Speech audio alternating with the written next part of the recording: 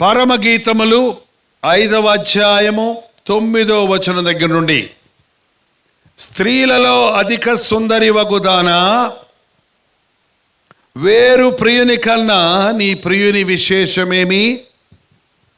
నీవు మా చేత ప్రమాణము చేయించుకొనుటకు వేరు ప్రియుని కన్నా నీ ప్రియుని విశేషమేమి? స్త్రీలలో అధిక సుందరమగుదానా, మనుషులలో అతి పరిశుద్ధంగా బ్రతికేవాడా దానా, ఇతరుల కంటే వ్యత్యాసంగా ఉన్నవాడా, అన్ని విధాల ఆశీర్వదించబడినవాడా, వేరు ప్రియుని కన్నా నీ ప్రియుని విశేషమేమి?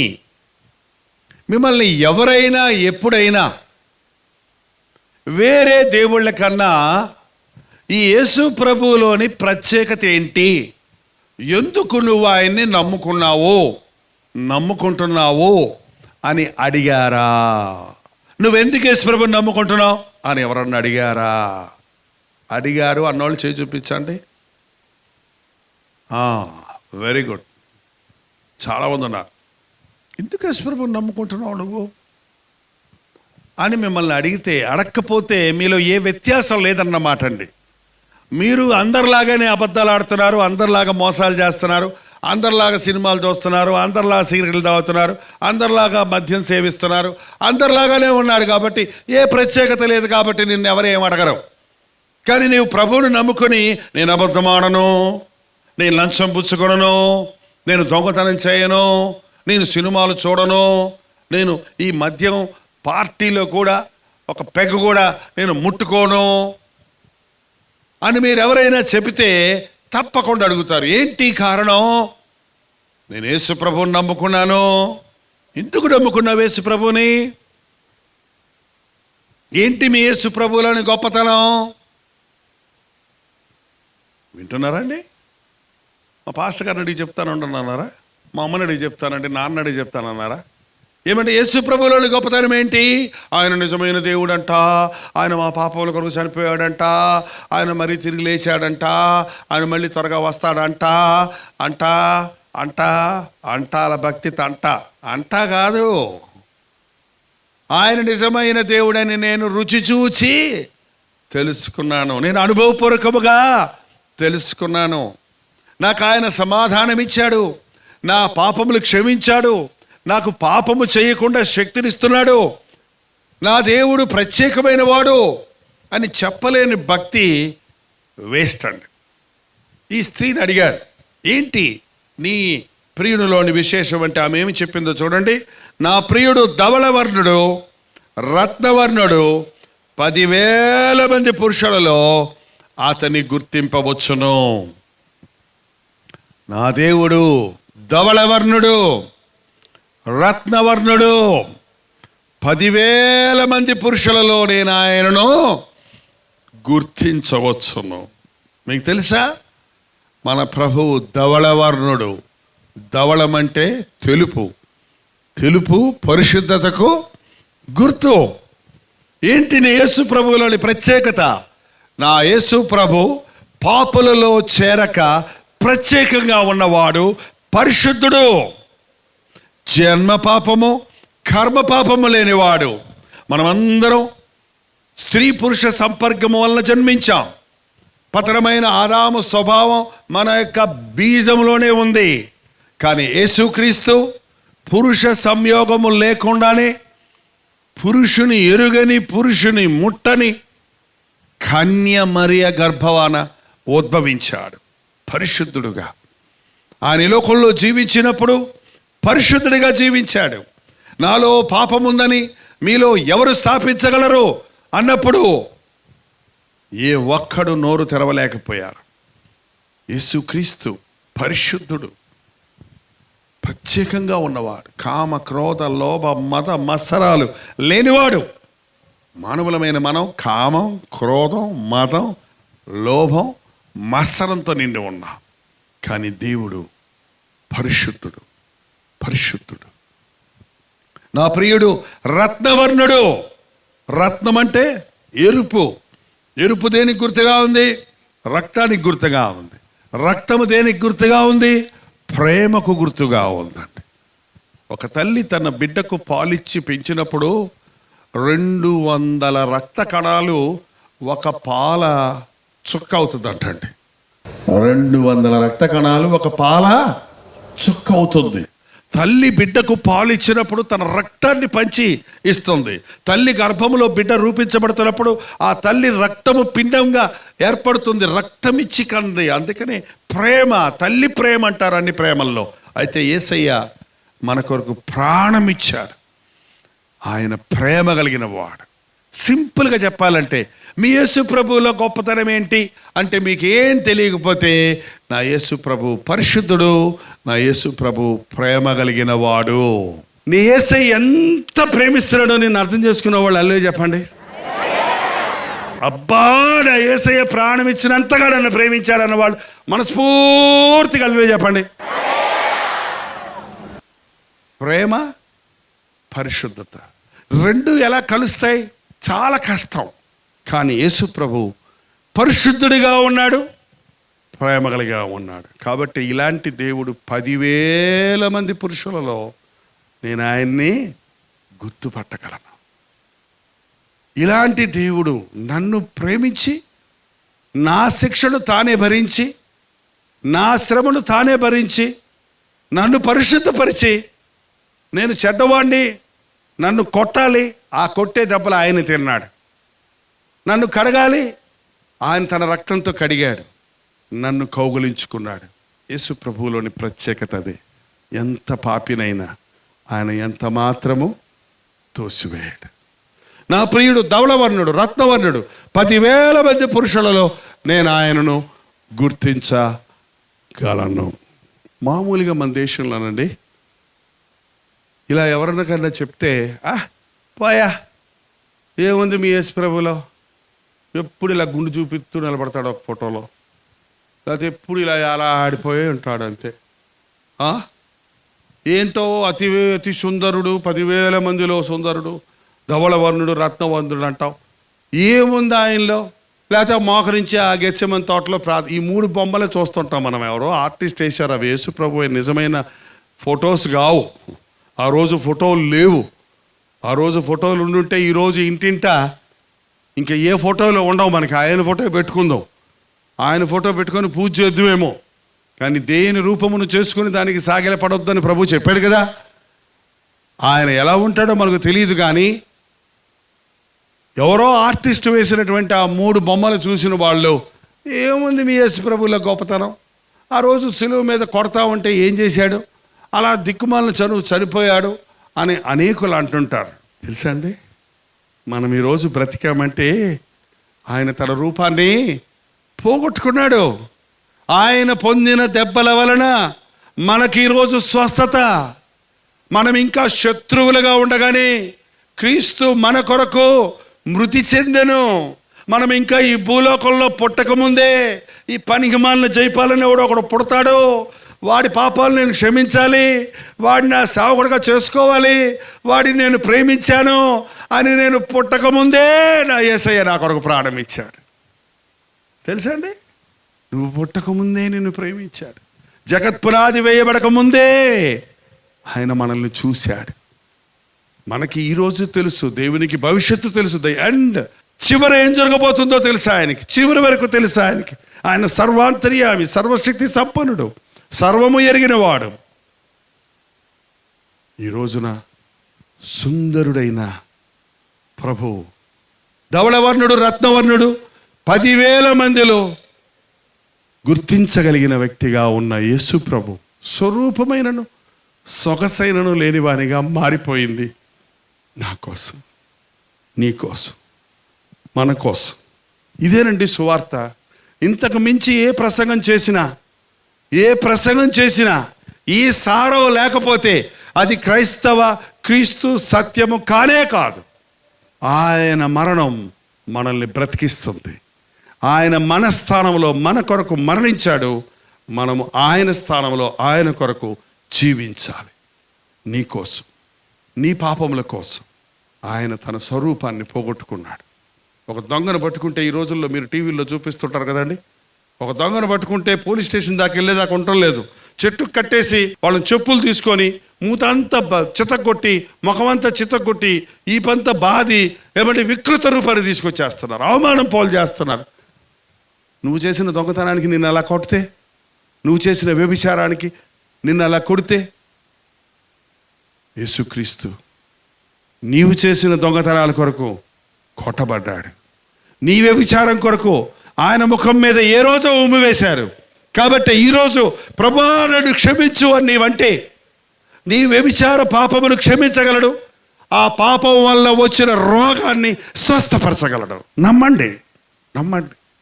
యేసయ్య ఇవాళ మనల్ని క్షమిస్తున్నాడంటే దానికి రుణాన్ని ఆయన తీర్చాడు, దానికి పరిహారం ఆయన చేశాడు, తన శరీరాన్ని బలిచ్చాడు. ఇదిగో లోక పాపములను మోసుకొని పోవు దేవుని గొర్రె పిల్ల అని యోహాను చెప్పాడు ఆయన సిలువెక్కక ముందే. ఎవరి పాపాలు? ఎవరి పాపాలు? కులానికి మతానికి తేడా లేదండి. ప్రతివాడు పాపి, ఏ భేదము లేదు. అందరూ పాపము చేసి దేవుడు అనుగ్రహించు మహిమను పోగొట్టుకున్నారు. లోకం అంతా చెడిపోయింది. లోకములో ఉన్న వారందరి పాపాలను ఆయన మోసుకొని వెళ్ళిపోయాడు. ఈ రాత్రి నీ దగ్గరకు వస్తున్నాడు ఆ గొర్రె పిల్ల. నీ పాపం ఏమంటే నా మీద వేసే, నేను మోసుకుపోతా. నువ్వు మోసుకెళ్ళకు ఇంటికి, మళ్ళీ మోసుకెళ్ళకు. ఏమండి, వాళ్ళ క్రైస్తవ మీటింగులకు వచ్చేవాళ్ళు కూడా పాపాలతో వస్తారు, పాపాలు మళ్ళీ మోసుకెళ్ళిపోతారు అంతే. నీ పాపాలు ఉంటే ఇక్కడ దేవుని గొర్రెపిల్ల ఉంది, ఆయన మీద వెయ్యి. మీ నిమిత్తం ఆయన చింతించుచున్నాడు కనుక మీ చింత యావత్తు ఆయన మీద వెయ్యండి, ఆయన మీద వెయ్యండి. నీ పాపానికి రుసుము నువ్వు చెల్లించలేవండి, పరిహారం నువ్వు చెల్లించలేవండి. మన వెండి బంగారముల వంటి క్షయమైన వస్తువుల ద్వారా విమోచించబడలేదు, కానీ నిర్దోషము నిష్కలంకమైన గొర్రెపిల్ల వంటి క్రీస్తు రక్తము ద్వారా విమోచించబడి ఉన్నామని మీరు ఎరుగరా? మీరు ఎరుగరా? నిన్న ఆయన కొన్నాడు, ఆయన సొత్తుగా చేసుకున్నాడు, ఆయన సాక్షిగా నువ్వు బ్రతకాలని ఆశిస్తున్నాడు. ఈ రోజున నీవెంత పాపమైనా క్షమిస్తాడు. కారణం, నీ పాపమంతటి కొరకు పరిహారంగా ఆయన నీ స్థానంలో నీ శిక్షను భరించి తన రూపాన్ని, తన సౌందర్యాన్ని, తన ఆధిక్యతను, తన సింహాసనాన్ని వదిలి సిలువెక్కాడు. మరణాన్ని జయించి మృత్యుంజయుడే లేచాడు. ప్రభు త్వరలో మేఘారూఢుడై రాబోతూ ఉన్నాడు. ఏమంటే మొదటిసారి వచ్చినప్పుడు గొర్రె పిల్లలాగా వచ్చాడు, సాధువుగా వచ్చాడు, సాత్వికుడిగా వచ్చాడు. ఇప్పుడు ఆయన మళ్ళీ వస్తున్నాడు. ఎలా వస్తాడో తెలుసండి? కొదమ సింహంలా రాబోతున్నాడు, మేఘారూఢుడై రాబోతున్నాడు, రాజులకు రాజుగా, ప్రభువులకు ప్రభువుగా రాబోతూ ఉన్నాడు. ఈసారి ఆయన వచ్చేది క్షమించడానికి కాదు, ఆయన యందు విశ్వాసం ఉంచిన వారిని ఆయన రాజ్య వారసులుగా తీసుకుని వెళ్ళడానికి, ఆయన బలియాగమును అంగీకరించిన వారిని, ఆయన నామమును ఎరిగిన వారిని, ఆయన యందు విశ్వాసం ఉంచిన వారిని ఆయనతో పాటు ఉండడానికి తీసుకుని వెళ్ళాడు. యేసుప్రభు ఎక్కడికి వెళ్ళిపోయాడండి? ఎక్కడికి వెళ్ళిపోయాడండి? చెప్పాడు శిష్యులతో. ఏం చెప్పాడు? నేను వెళ్ళి మీకు నివాస స్థలములు సిద్ధపరిచి నేనుండు చోటున మీరును ఉండులాగున మరలా వచ్చి నేను మిమ్మల్ని తీసుకెళ్ళిపోతాను. అక్కడ నేను నివాసాలు సిద్ధపరిచాడు. మ్యాన్షన్స్ ఉంది ఇంగ్లీష్ బైబిల్లో, భవంతులు, బంగళాల్లో. అద్భుతమైన నీకు స్థిర నివాసంగా పరలోకాన్ని సిద్ధపరిస్తే ఈ పనికిమాల లోకం కోసం కక్కుర్తి పడతారు ఏంటండి?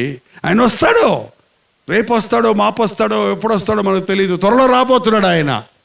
ఆయన వచ్చినప్పుడు ఆయన యందు విశ్వాసం ఉంచిన వారు, అవును నా యేసయ్య నన్ను ప్రేమించాడు, అవును నా యేసయ్య నా స్థానంలో మరణించాడు, అవును నా పాపాలను ఆయన క్షమించాడు, నేను ఆయన నా రక్షకుడిగా అంగీకరించాను, నేను ఆయన రాజ్య వారసుడిగా జీవిస్తున్నానన్న వారు మేఘములపై ఎత్తబడతారండి. ఆయన మధ్యాకాశంలోకి వచ్చినప్పుడు, ఆ మధ్యాకాశంలో ఈ ఆకాశం ఎంత ఎత్తుందో ఎవరికి తెలియదటండి. పోతుండే కొలిది వస్తూనే ఉంది. సైంటిస్టులు పోతున్నారు, ఇంకా వస్తుంది. దీనిపైన ఇంకో ఆకాశం ఉంది, అది ఎవరికి తెలియదు, అది మధ్యాకాశం. దానిపైన ఇంకొక ఆకాశం ఉంది, అది మూడో ఆకాశం. పౌలు ఒకసారి నేను మూడో ఆకాశానికి ఎత్తబడ్డాను అన్నాడు. అక్కడికి వెళ్ళాడు, అది పరలోకం. ఏమండి, మధ్యాకాశంలోనికి ప్రభు వచ్చినప్పుడు ఈ దురాత్మల సమూహాలు, వాయుమండల అధిపతులు అన్నీ మధ్యాకాశంలో నుంచి, పరలోకం నుంచి పడిపోయి మధ్యాకాశంలో హాల్ట్ వేసి కిందకు వచ్చి చూసుకొని పోతున్నాయి, పైన కింద తిరుగుతున్నాయి. అందుకని దురాత్మలకు, దెయ్యాలకు ఏమంటారు? వాయుమండల దురాత్మల సమూహాలు. ఏమండి, గాలిలో తిరుగుతూ ఉంటాయి. గాలి పెట్టింది అంటారు చూసారా? దురాత్మలు అటు ఇటు తిరుగుతున్నాయి, వాటికి పర్మనెంట్ నివాసం లేదు, స్థిరం లేదు, బిడవలో బంధించబడిపోతున్నాయి త్వరలో. రేపు ప్రభు మధ్యాకాశంలోనికి వచ్చినప్పుడు ప్రభువునందు విశ్వాసం ఉంచిన వాళ్ళందరూ మధ్యాకాశానికి ఎత్తబడతారు. ప్రభు రాగానే మధ్యాకాశంలో నివాసం చేస్తున్న దురాత్మల సమూహాలన్నీ భూలోకానికి దిగిపోతాయి. దేవుని బిడ్డలందరూ ప్రభుతో పాటు పరలోకానికి ఎత్తబడతారు. మిగిలిపోయిన వాళ్ళందరికీ జతలుగా ఒక్కొక్క మనిషికి 10 దెయ్యాలు ఉంటాయంట. నేనున్నానుగా దిగులు పడక, నేనున్నానుగా దిగులు పడక అంటాయి. పేక్క తింటాయి. అప్పుడు పశ్చాత్తాపడటానికి మార్గం లేదు. 666 ముద్రలు సిద్ధమవుతున్నాయి. ప్రపంచం అంతటిని ఒకడే ఏళ్తాడు, ఒక కంప్యూటర్ పెట్టుకొని ఏళ్తాడు. ఒకే భయంకరమైనటువంటి క్రీస్తు విరోధి, యాంటీ క్రైస్ట్ క్రీస్తు విరోధి రాబోతున్నాడు. ఈ ప్రపంచమంతా బలాత్కారంతో నిండిపోతుంది. అప్పుడు అపవాది దాని అనుచరులతో కూడిన అగ్నిగుడంలోనికి వెళ్ళిపోవాల్సి వస్తుంది. అయితే ప్రభువుని ఎరిగిన మనం, ప్రభువుని నమ్మిన మనం, పేదవాడైనా ధనవంతుడైనా, ఈ ఊరోడైనా ఆ ఊరోడైనా, తెలుగోడైనా తమిళోడైనా, ఎర్రటోడైనా నల్లటోడైనా, పొట్టోడైనా పొడుగోడైనా లావుటోడైనా, తప్పిడి ముక్కోడైనా పొడుగు ముక్కోడైనా, పెద్ద కళ్ళైనా చిన్న కళ్ళైనా, కీస్ భాష అన్నా కాస్ బీస్ అన్నా, ఏ భాష మాట్లాడేవాడైనా యేసుక్రీస్తు రక్తంలో కడగబడిన వారందరూ, ఆయా భాషల వారు, ఆయా జాతుల వారు, ఆయా వంశముల వారు క్రీస్తుతో ఎత్తబడినప్పుడు దేవుని రాజ్య వారసులు అవుతారు. మిగిలిన వాళ్ళందరూ అపవాది కొరకు, నీ కోసం నా కోసం కాదు. దేవుడు నరకాన్ని సిద్ధం చేసింది, నరకమును సిద్ధం చేసింది సైతాను కోసం. కానీ సైతాను వెంబడిపోతున్న మనుషులందరూ కూడా, దేవుడు న్యాయమంతుడు కనుక సాతాను మాట విని లోబడిన వారందరినీ, అపవాదిని, తన అనుచరుల్ని బిడవలో బంధించబోయే రోజు ఒకటి రాబోతూ ఉంది. అందుకే సువార్తను చెబుతున్నామండి. తాత్కాలికంగా కొన్ని జబ్బుల కోసం ప్రార్థన చేసి, ఇదేదో ఒక మెడికల్ సెంటర్ ఇక్కడ పెట్టినట్టుగా మీకోసం ప్రార్థన చేసి పోవటము, కొన్ని పాటలు పాడి మిమ్మల్ని సంతోషపెట్టడము, కొన్ని కానుకలు మీ దగ్గర విరాళాలు పోగు చేసుకొని పోవటానికో కాదు క్రైస్తవ సేవ. క్రైస్తవ సేవ అంటే ఈ భూలోకంలో స్థిర నివాసాలు ఏర్పరచుకొని పెద్ద పెద్ద ఆలయాలు కట్టుకొని ఇక్కడే భజనలు చేసుకుంటూ ఆరాధనలు చేసుకుంటూ కూర్చోడానికి కాదు. మనకు ఒక దేవాలయం ఉంది పరలోకంలో, అక్కడ ఆయనే మన గురి, ఆయనే మన ఆలయం, ఆయనే యేసుక్రీస్తునందే మనం ఉండబోతున్నాం. చెప్పడానికి చాలా సంగతులు ఉన్నాయి ప్రకటన గ్రంథంలోకి వెళితే. కానీ ప్రభు త్వరలో రాబోతూ ఉన్నాడు. ఆయన వచ్చినప్పుడు ప్రకటన గ్రంథం 1వ అధ్యాయం 7వ వచనం కూడా చదువుకొని త్వరలో ముగించుకుందాం. ఒక్కసారి దయచేసి ప్రకటన గ్రంథం 1వ అధ్యాయం 7వ వచనం 6వ వచనం దగ్గర చదువుకుందామండి. మనలను ప్రేమించుచు తన రక్తము వలన మన పాపముల నుండి మనలను విడిపించువానికి, ఎవరండి ఆయన? మనలను ప్రేమించుచు తన రక్తము వలన మన పాపముల నుండి మనల్ని విడిపించువానికి మహిమయు ప్రభావమును యుగయుగములను కలుగునుగాక. ఆమేన్.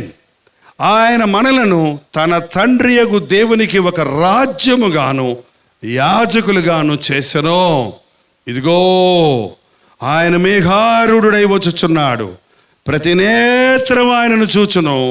భూజనులందరూ ఆయనను చూచి రొమ్ము కొట్టుకొందురో.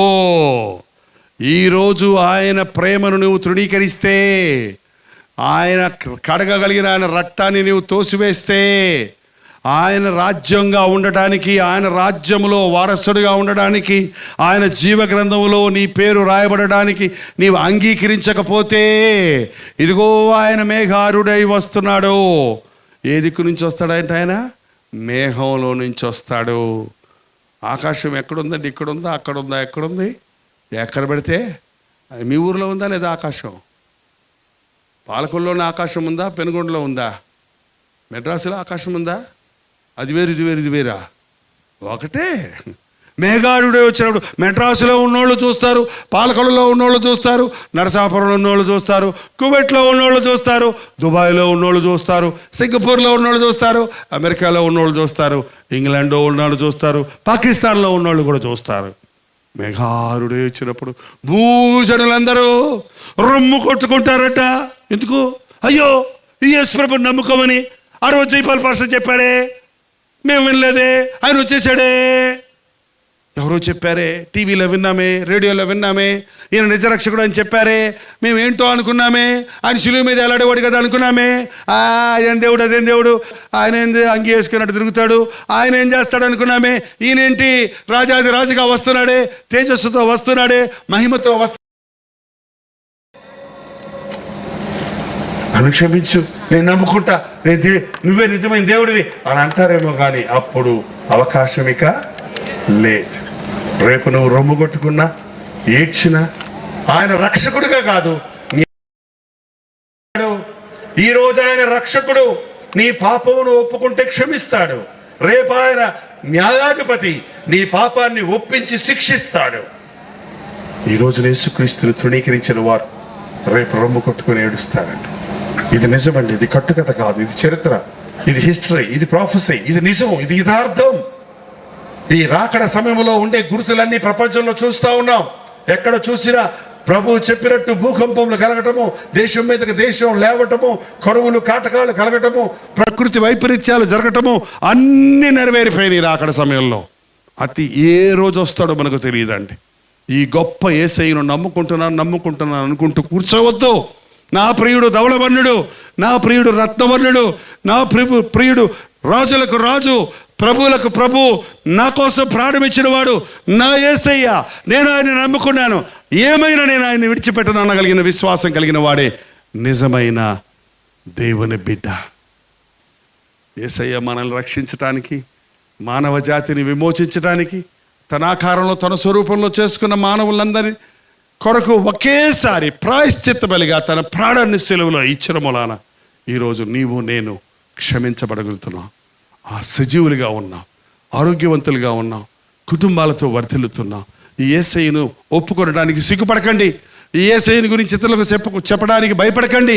నీ ప్రభువు ఎంత గొప్పవాడో, ఎంత ప్రేమ కలిగిన వాడో, ఎంతగా నిన్ను ప్రేమించాడో నీవు గుర్తించినప్పుడు లోకాన్ని నువ్వు ప్రేమించవు, ఈ లోకాశలకు చోటిపోవు.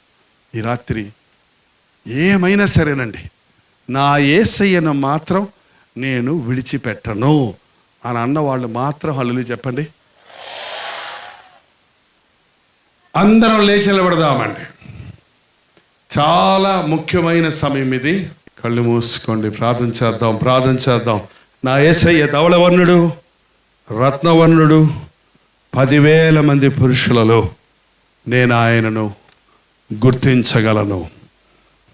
ఈ యేసయ్యను నీ సొంత రక్షకుడిగా అంగీకరించావా?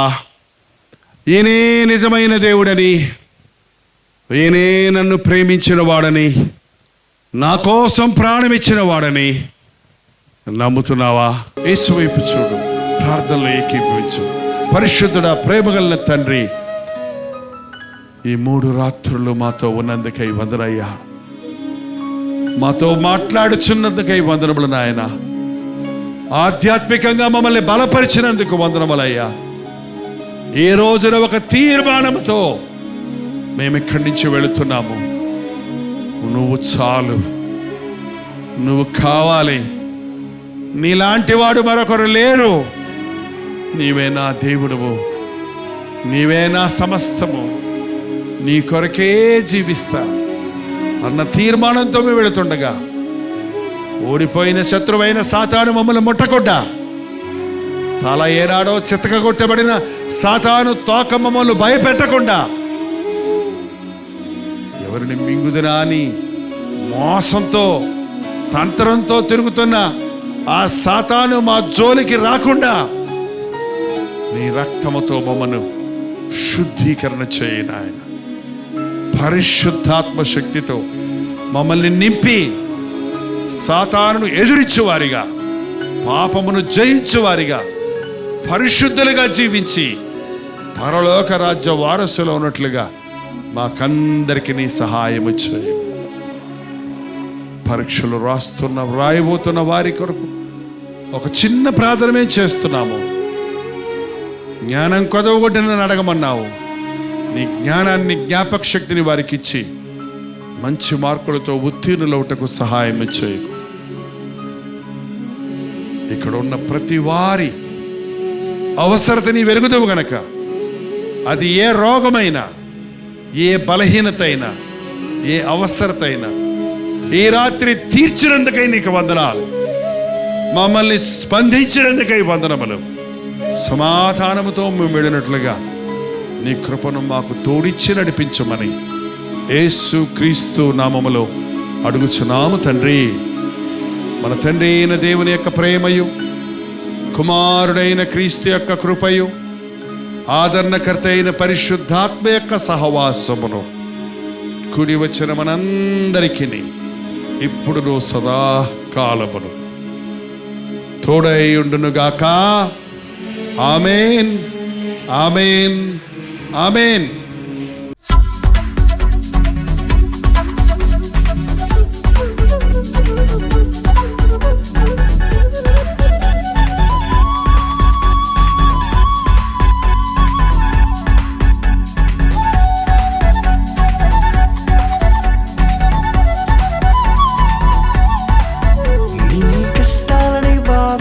శ్రమలన్నీ తీర్చే అనాథుడు యేసే. నీ కష్టాలని బాధలన్నీ శ్రమలన్నీ తీర్చే అనాథుడు యేసే. ఆది నుండి ఉన్నవాడు ఆ దేవుడు, అద్భుతాలు చేసేవాడు నా యేసుడు. ఆది నుండి